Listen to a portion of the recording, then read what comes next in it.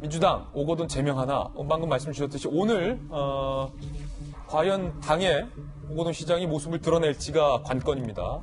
민주당 윤리심판원 오늘 징계 수위를 결정한다. 징계 종류에는 경고, 당직 자격 정지, 당원 자격 정지, 제명 이런 게 있습니다. 오거돈 전 시장이죠. 입장 소명을 위한 출석 여부는 현재 불투명한 상황입니다. 민주당 당원에 보면 선출직 공직자의 중대 잘못으로 재보선 열릴 경우 해당 지역구의 후보자를 추천하지 않는다라는 당원이 있는데 민주당 관계자는요. 부울경 광역단체장 상황이 하나같이 위태로워서 상황을 좀 더 지켜봐야 한다라고 중앙일보 기자에게 이야기를 한 상황입니다. 과연 오늘 오거돈 시장이 모습을 드러낼지 그리고 본인과 관련돼서 뭐라고 만약에 온다면 소명을 할지 당에서는 어떤 조치를 취할지가 현재 관건인 그런 상황인 겁니다. 그런데 그 가운데 오늘 법무법인 부산이 오거돈의 사퇴를 공정해줬다라는 야당 곽상도 의원의 의혹과 주장이 제기됐습니다.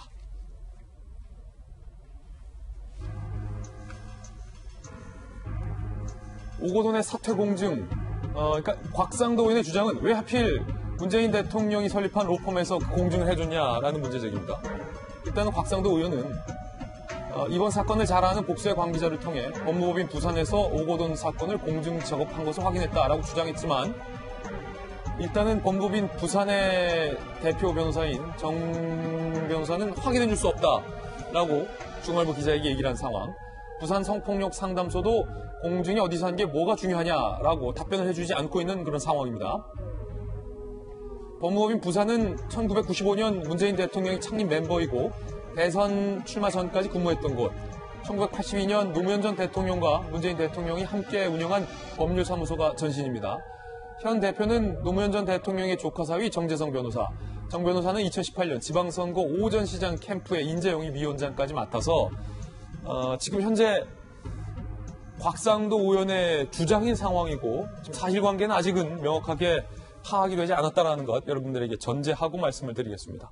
일단은 변호한봉 변호사님, 곽상도 의원의 주장은 문재인 대통령이 사실상 설립한 그 부산 로펌이 왜 하필 공증을 해줬냐에 이어져서 그렇기 때문에 선거 전에 청와대와 민주당 핵심은 알았을 것 아니냐라는 주장인 건데 아직까지 구체적인 근거는 없는 것 같아요. 아직 그에 대해서는 좀 더 섣부른 감은 있겠지만 일단 오거돈 전 시장이라든가 아니면 피해 여성 모두 다 이 사실이 조금 더 빨리 알려지는 걸 원치는 않았던 것 같습니다. 여성 같은 경우에는 이 사실이 밝혀지면서 자신이 성범죄 피해자임에도 불구하고 2차 피해를 입는 것에 상당히 좀 고심을 많이 하셨던 것 같고 그러다 보니까 고소해서 여전히 망설이고 있으시잖아요. 오거돈 시장도 본인이 사퇴의 의사를 직접 밝히기 전까지는 조금 밝히지 않았기를 원했던 것 같고요.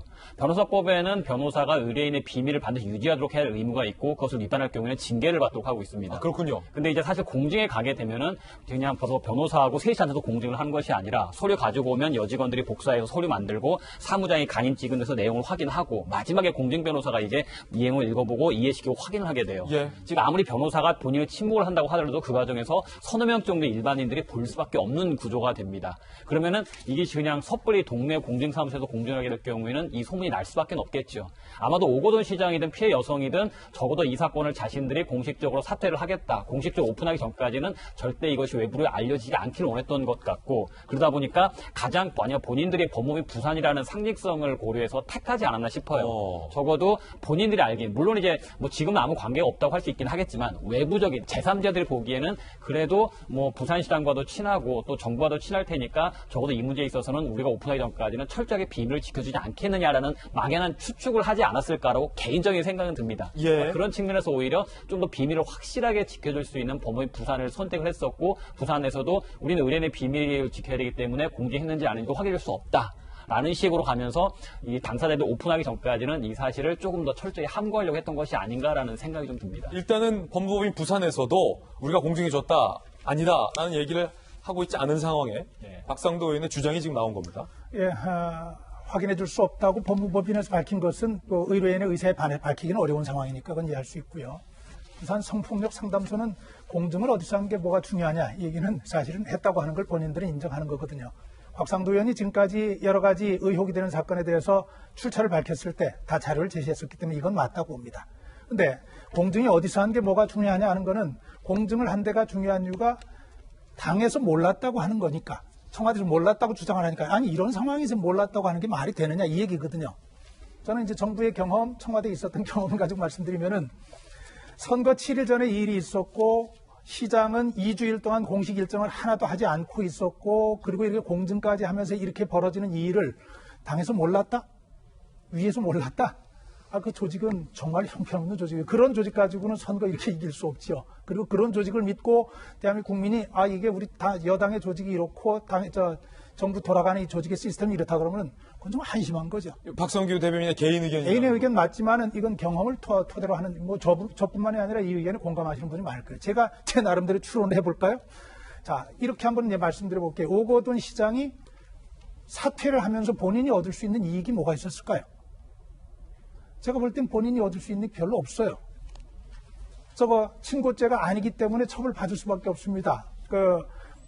고소인이, 피해자가 본인이 신분이 드러나는 걸 부담스러워해서 본인이 적극적으로 고소를 안 한다고 할지라도 경찰 수사 과정에서, 검찰 수사 과정에서 얘기할 수 있어요. 저는 할 거라고 봅니다. 왜냐하면은 본인이 이 문제를 제기했을 땐 이게 개인의 문제가 아니라 공직자와 여성의 성 문제, 대한민국의 성범죄와 관련된 문제에 대한 굉장히 깊은 인식이 있었기 때문이라고 저는 믿거든요. 그래서 성폭력 상담소를 찾아간 거예요. 그래서 그래 됐을 때 오거돈 시장은 제 추론입니다. 제 개인의 추론이에요. 이거를 막을 방법이 없어요. 이거 힘들어요. 당연히 일정이 취소되고 부산시 핵심 관계자들 통해서 웅성웅성하는 과정에 당에서 모를 수 없어요. 막아라라고 가는 거예요. 어떻게 막아? 또 특단의 조치가 가지 않으면 이게 안 막힙니다. 특단의 조치 사퇴. 그런데 그 사퇴에 대해서 피해자가 믿기 어려워. 이거 끝나면 당신들 어떻게 할 건데? 내가 어떻게 믿어?